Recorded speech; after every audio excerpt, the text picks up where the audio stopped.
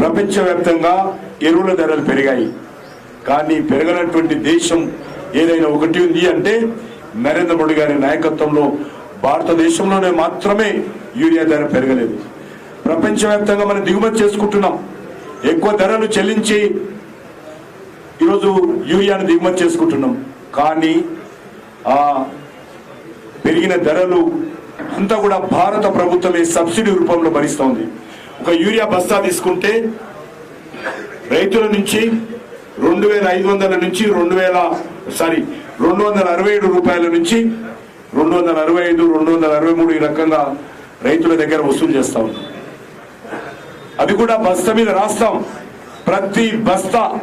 ప్రతి యూరియా బస్తా మీద రైతు ఎంత చెల్లించాలి, నరేంద్ర మోడీ గారి ప్రభుత్వం ఎంత సబ్సిడీ ఇస్తుంది, టోటల్ ప్రొడక్షన్ కాస్ట్ ఎంత, ఉత్పత్తి ధర ఎంత కూడా